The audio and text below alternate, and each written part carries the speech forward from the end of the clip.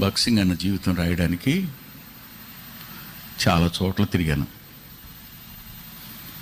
ఆ దినాల్లో ఉన్న జెహోవా షమా సంబంధించినటువంటి పెద్దలు వయసులు చనిపోయినారు.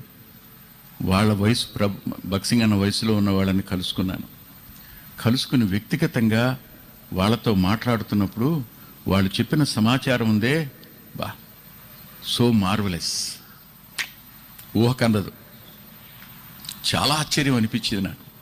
కానీ అవన్నీ రాస్తే ఇప్పుడున్న వాళ్ళు ఎవ్వరూ తట్టుకోలేరు. ఇప్పుడున్న వాళ్ళు ఎవరికి గిట్టదు కూడాను. ఒక మాట చెప్తాను. జెహోషామ తీసుకున్నారు. ఓ రోజున తెల్లవారుజామున భగత్ సింగ్ అన్న ప్రేయర్ చేసుకుని మెట్లు దిగుతున్నాడు. మెట్లు దిగుతుంటే ఒక ఆమె, హర్ నేమ్ ఇస్ మేరీ, ఆమె ఏడుస్తుందంట. ఆయనకి తెలుగు అర్థం కాదు, పంజాబీ మనిషి కదైనా తెలుగు అర్థం కాదు. ఆమె రక్షించబడిన తెలుగు ఆమె ఏడుస్తూ ఏముందో తెలుసా? ఆమె మధ్యలో గుంటూరు, ప్రభువా గుంటూరు అంటుందంట. గుంటూరు అనే ఊరుందని తెలిసి ఈయనకి రెండో రోజు తెల్లవారుజామున మళ్ళీ మెట్లు దిగుతున్నాడు ఆయన. ఆమె ప్రార్థనలో, ప్రభువా భగత్ సింగ్ అన్నని గుంటూరు తీసుకెళ్ళవా ప్రభువా, క్రైస్తవులు చాలామంది ఉన్నారు, వాళ్ళందరూ అపరాధాల చేత పాపాల చేత చచ్చిన పరిస్థితుల్లో ఉన్నారు, బ్రతికినోళ్ళు లేరు ప్రభువా అని ఏడుస్తుందంట. She's weeping, she's crying. ఆయనకి రెండే అర్థమైంది, భగత్ సింగ్ గుంటూరు, రెండే మాటలు అర్థమయ్యాయి. మూడో రోజున ఆయనతో పాటు ఆర్ఆర్ రాజమణి గారు, దొరైరాజు గారు, ఎడ్విన్ శామ్యుల్ బ్రదరు, ఇంకా వీళ్ళు ఉన్నవాళ్ళు. వాళ్ళని ఆమెను ఒకసారి అడగండి, ఆమె ప్రార్థన చేస్తుంది ఏంటో అని అడిగితే వాళ్ళు చెప్పారు, అన్న మీరు విన్నారా ఆమె ప్రార్థన? ఆమె గుంటూరుకు మీరు వచ్చి సువార్త ప్రకటిస్తే బాగుండని ఎప్పటి నుంచో ప్రార్థన చేస్తుందంట అన్నయ్య అని. సరిగ్గా అదే సమయంలో గుంటూరుకు రమ్మని ఒకరు అడిగారు, కాన్వకేషన్కి వెళ్ళిన వాళ్ళు. అప్పుడు గుంటూరులో మీటింగ్ పెట్టారు. గుంటూరులో మీటింగ్ పెట్టినప్పుడు జరిగిన సంఘటన మీకు చెప్పనా? తట్టుకుంటారా? 1 గంట అయిపోతుంది.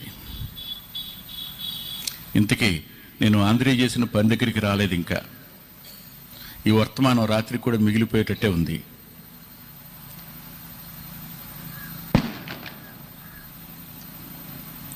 గుంటూరులో ఒక క్రిస్టియన్ అతను తహసీల్దారు.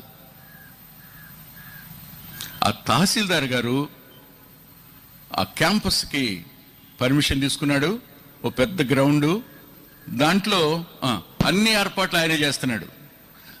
ఎవరు చేస్తున్నారో భగత్ సింగ్ ఆయనకి తెలియదు. ఆయన నడుచుకుంటూ వస్తూ ఉంటే ఇటుపక్క సిస్టర్సు, ఇటుపక్క బ్రదర్సు. ఈయన గబోబా సిస్టర్స్ వైపు వెళ్తున్నాడు. ఎవరు? ఈ తహసీల్దారు. ఈయన, a man don't go there అన్నాడు. తహసీల్దార్ అంటే ఎలా ఉండేది ఆ రోజుల్లో? ఇవాళ తహసీల్దార్ అంటే ఎవడు లెక్క చేయట్లేదు, కానీ ఆ రోజుల్లో వాళ్ళకి జ్యుడిషియల్ అథారిటీ ఉంది ఇప్పటికీ. అతను కోపం వచ్చి ఏ అన్నాడు. ఏ అంటే నెల్లి ప్యాట్ని కొట్టాడు చెమ్మ మీద. ఒక్కసారి నిర్ఘాంతపోయాడు, ఎదురు మాట్లాడలేకపోయాడు, తల వంచుకు నిలిపి కూర్చున్నాడు. కాన్వకేషన్ స్టార్ట్ అయింది.